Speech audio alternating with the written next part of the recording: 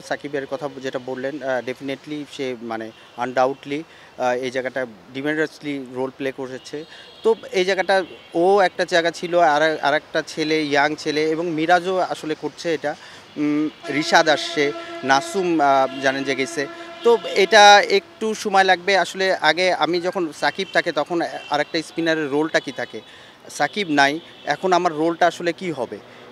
এই জায়গাটায় যতটুকু আমরা মানে প্র্যাকটিসের মধ্যে এবং ইয়ের মধ্যে ম্যাচের মধ্যে ওরা যতটুকু আসলে বুঝে ফেলবে যে এখন আমাদের লিডিং রোলটা নিতে হবে এবং আমি আসলে কিভাবে উইকেট বের করতে পারবো বা কিভাবে আসলে ব্যাটসম্যানদের প্রেশারে রেখে ডট বল করতে পারবো, এই জিনিসগুলা যেহেতু মানে তারা নতুন করেই আসছে এই রোলে, তাই একটু সময় তো লাগবেই। কিন্তু আমার কাছে মনে হয় এবং তারা ট্যালেন্ট, তাদের মধ্যে ওই অ্যাবিলিটি আছে, তারা এটা খুব দ্রুত অ্যাডজাস্ট করে ফেলবে। না, এটা তো আসলে বা লিটনের সাথে এইগুলা নিয়েই কথা হয়েছে আজকে প্র্যাকটিস শুরু হওয়ার আগে।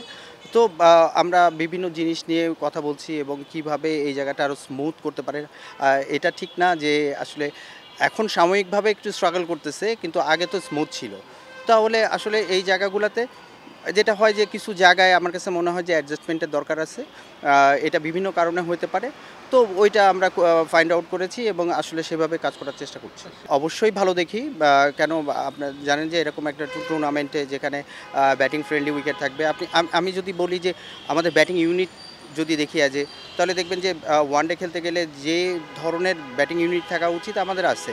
কেন উপরের দিকে ব্যাটসম্যান যারা আছে টপ অর্ডারে তারা আসলে শর্টস খেলতে পছন্দ করে, বা মিরাজের মতন প্লেয়ার আছে যে যে আসলে খেলাটারে বড় বানাতে পারে। বা নিচের দিকে যারা আছে, মুশফিক আছে বা রিয়াদ আছে, যারা আসলে ক্যালকুলেটিভ, খুবই এক্সপেরিয়েন্স, তারা আসলে কিভাবে খেলতে হয় জানে। মধ্যে হৃদয় আছে যে আসলে সব সময় জানেন যে খুব অ্যাগ্রেসিভ থাকে। তো একদম লেট অর্ডারের ইশাদের কথা যদি বলি যে আসলে শর্টস খেলতে পারে। তো সব কিছু মিলায় একটা মানে কম্প্যাক্ট যেরকম থাকা উচিত সেরকম ব্যাটিং অর্ডারই আছে। এখন আসলে ডিপেন্ড করবে আমরা ওইখানে কতটুকু এক্সিকিউট করতে পারতেছি। আসলে বেসিক্যালি আমাদের যদি এই টুর্নামেন্ট ভালো খেলতে হয় তাহলে আসলে টিম পারফর্ম করতে হবে। একদম টিম হিসাবেই যেটা ব্যাটিং ইউনিট বা বোলিংয়ে যারা আছে, যে এক্সপেরিয়েন্স বলার আছে, মুস্তাফিজ আছে, তাসকিন আছে এবং থ্রেড বলার রানা আছে, মিরাজ আছে এক্সপেরিয়েন্স বলার, এবং জানেন যে রিশাদ আছে লেগি, যে যে কোনো সময় উইকেট বের করে দিতে পারবে। তো আসলে ব্যাটিং বলিং এবং ফিল্ডিংয়ে ওই অ্যাপ্রোচ মাঠের মধ্যে যদি আমাদের কম্বাইনলি ভালো হয় তাহলে যে কোনো টিমরা আমরা হারাই দিতে পারবো ইনশাআল্লাহ। ন্যাশনাল টিমে যারা আছে, লাল বলে যারা আছে, সাদা বলে যারা আছে বা টি-20তে, সব মিলায় যে স্কোয়াডটা যারা সম্ভাব্য প্লেয়ার, আমাদের নেক্সট যে অ্যাসাইনমেন্টগুলো আছে ন্যাশনাল টিমের, এই প্লেয়ারগুলোকে নিয়ে আসলে টাইগার্সের প্রোগ্রাম হচ্ছে এবং এটা আমরা চেষ্টা করছি আপাতত 25 তারিখ পর্যন্ত আছে। তারপরে যদি ন্যাশনাল লিগ কোনো কারো ঢাকা লিগ কোনো কারণে যদি পিছায় তাহলে সেই ক্ষেত্রে আরও এক্সটেন্ড করবো। ঢাকার বাইরে ক্যাম্প করার চিটাগং? না, আপাতত কোনো এরকম কোনো চিন্তাভাবনা নাই। আমরা আসলে মিরপুরতেই করব এবং এখানে যতটুকু প্রিপেয়ার করা যায়। আজকে লিটন দাসকে দেখা গেল টাইগার্স ক্যাম্পে, ওনার সাথে কি কাজ হয়েছে বা কি ধরনের কাজ করেছেন? লিটন শুধু না, যারা আছে তাদেরকে আসলে তাদের সাথে বসা হয়েছিল এবং ইন্ডিভিজুয়ালি আসলে কোথায় কোন এরিয়াতে তারা কাজ করতে চায়, কোথায় ইমপ্রুভ করতে চায়, সেটা স্কিল বেসড আমরা চিন্তাভাবনা করছিলাম। ফিটনেস তো অ্যাজ ইউজুয়াল আছেই। এটার সাথে সাথে সামনে আপনারা জানেন যে ঢাকা লিগ আছে।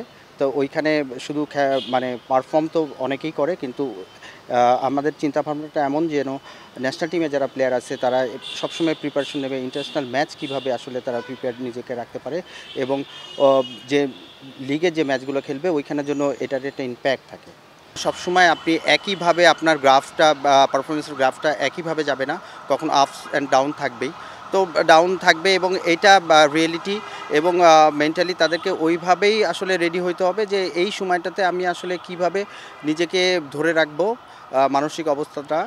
আর আরেকটা জিনিস হচ্ছে যে আমি কি জন্য আসলে ফেল করছি, এই জায়গাগুলোতে আসলে খোঁজা এবং ওই জায়গায় স্পেসিফিক ওই জায়গাগুলোতে প্র্যাকটিস করা, যেন এই নেক্সটে যখন সেটা ইন্টারন্যাশনাল খেলা হোক বা ওয়ান ডেতেই মানে ডোমেস্টিক খেলা হোক, যে কোনো জায়গায় যেন আমি ওই জায়গাগুলো দেখতে পাই যেন আমি ইমপ্রুভ করছি।